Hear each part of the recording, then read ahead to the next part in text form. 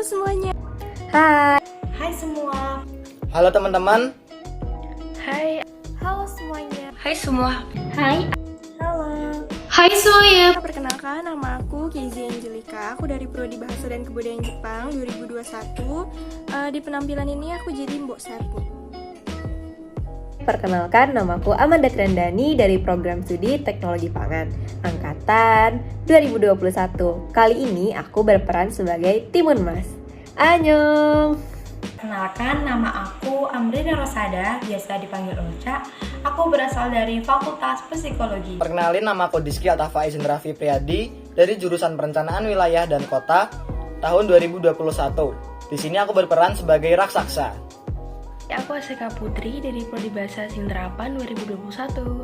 Perkenalkan, saya Diva Rizky Saputri dari Prodi Sastra Indonesia Angkatan 2021. Nama saya Lydia Erlinda dari Program Studi Manajemen Sumber Daya Perairan Angkatan 2021. Aku Anggun Mai Lestari dari Prodi Teknologi Rekayasa Otomasi Angkatan 2020. Saya Vita Ajeng Pangesti dari Prodi Ilmu Kelautan Angkatan 2020 berperan sebagai editor. Perkenalkan, nama aku Gadis Simbarini Fatimah. Aku dari Program Studi Informasi dan Hubungan Masyarakat Angkatan 21 dan di sini aku sebagai editor pertama. Dan dari kelompok kami akan mempersembahkan pentas seni berjudul Timun Mas. Selamat menyaksikan.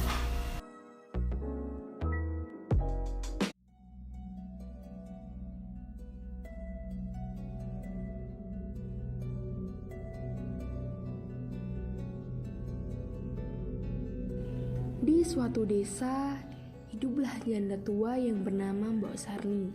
Setiap hari, ia menghabiskan waktunya sendirian. Dalam hatinya, ia selalu mendambakan kehadiran seorang anak untuk menemaninya dan membantunya bekerja. Ya Tuhan, berikanlah hamba seorang anak, agar hamba tidak lagi sendirian dalam jalani hidup ini. Pada suatu sore, pergilah Mbok Sarni ke hutan untuk mencari kayu bakar. Dan di tengah jalan, ia bertemu dengan raksasa penunggu hutan tersebut. Hei, mau kemana kau? Aku hanya ingin lewat dari sini, Tuan Raksasa. Ku mohon tolong lepaskan aku. Biarkan aku lewat dari sini. Aku tidak akan mengizinkanmu lewat sebelum kau memberiku manusia untuk santap. Bagaimana bisa aku memberimu seorang manusia ketika aku bahkan hidup sendirian sebatang kara seperti ini? Oh begitu rupanya. Baiklah, aku akan memberikanmu seorang anak untuk kau rawat. Ini adalah biji timun. Tanamlah di halaman rumahmu. Setelah panen kau akan mendapatkan seorang anak. Namun, berjanjilah kepadaku, kau harus mengembalikan anak tersebut setelah usianya 17 tahun.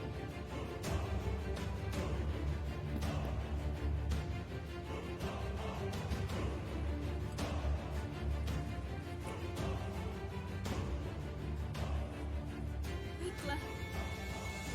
Terima kasih banyak, Raksasa. Aku akan segera menanam biji ini.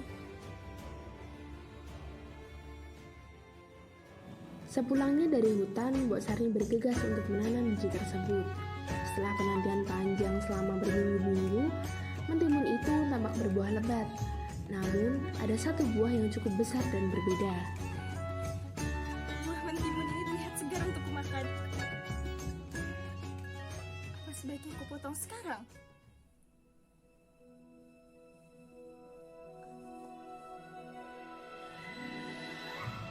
Cantik sekali kamu, Nak.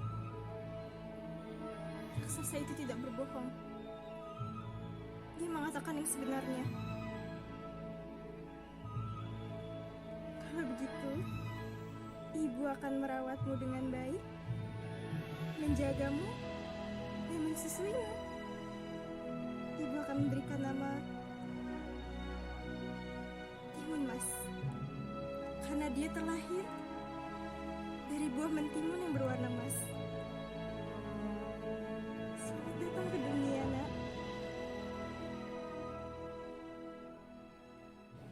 Waktu pun berlalu. Tak terasa telah 17 tahun Mbok Sarni menjaga Timun Mas. Ia sangat menyayangi anak itu.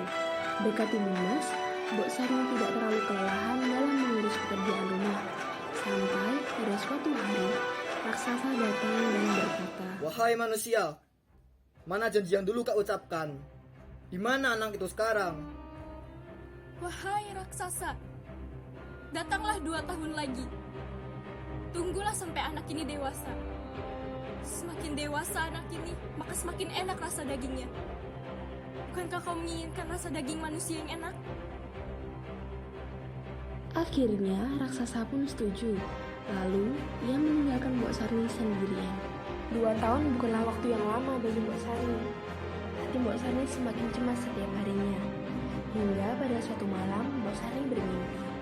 Dalam mimpinya itu ia diberitahu agar Timun Mas menemui petapa di suatu gunung. Lalu pada pagi harinya Mbok Sarni berkata, Timun Mas, dengarkan ucapan ibu. Kamu harus pergi ke gunung sekarang dan temuilah seorang petapa. Di sana, kamu harus bertanya bagaimana cara mengalahkan raksasa itu. Hanya dengan begitu kamu selamat. Dengarkan ucapan ibu. Pergilah sekarang, bawa peralatanmu.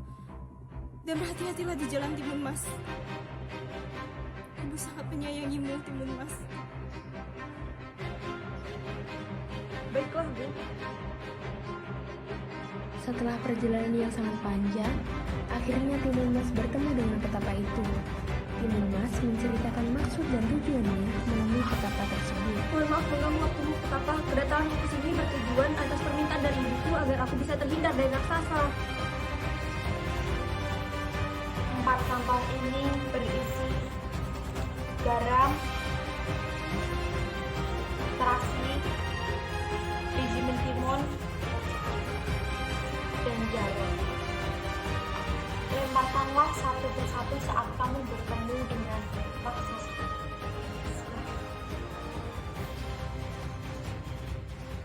Baiklah, terima kasih petapa. Aku akan segera menemui ibuku. Terima kasih. 2 tahun berlalu dengan begitu cepat. Kini, sang raksasa itu datang lagi untuk menagih janji. Wahai wanita tua, di mana anak itu? Aku sudah tidak tahan lagi untuk menyantapnya. Tolong jangan ambil anakku, raksasa. Makan aku. Ambil aku, raksasa. Tolong biarkan Timun Mas pergi dari sini. Kumohon. Kumohon. Kumohon, raksasa. Apa kau bilang? Tidak mau. Mana anak itu? Mana Timun Mas? Kumohon. Kumohon. Kumohon, raksasa. Setelah mendengar tangisan Mbok Sarni, akhirnya Timun Mas keluar dari persembunyiannya dan menantang sang raksasa. Aku di sini, wahai raksasa. Tangkaplah aku kalau bisa. Kejar aku, raksasa. Aku tidak akan mampu menangkapku. Apa-apaan ini? Awas kau anak kecil. Hal itu berulang hingga kantong terakhir. Pada kantong kedua ini berisi jarum yang dapat berubah menjadi tumbuhan bambu tajam, dan kantong ketiga yang berisi garam yang dapat berubah menjadi lautan. Rintangan yang terdapat pada ketiga kantong itu dapat raksasa lewati dengan mudah, hingga tiba pada kantong terakhir, yaitu kantong terasi. Kamu tidak akan menang melawanku, raksasa. Apalagi yang kau punya, gadis kecil? Aku dapat melewati semuanya dengan mudah. Sombong sekali kau, raksasa. Rasakan ini. Panas, panas. Apa-apaan ini? Tolong aku, tidak. Lumpur itu menghisap tubuh raksasa sedikit demi sedikit sampai raksasa itu mati. Setelah mengetahui bahwa raksasa telah mati, Timun Mas bernafas lega. Tak lupa, ia mengucapkan syukur kepada Tuhan Yang Maha Esa karena sudah menyelamatkannya dari kejamnya raksasa. Pada akhirnya, Timun Mas dan Mbok Sarni hidup bahagia dengan damai dan sentosa.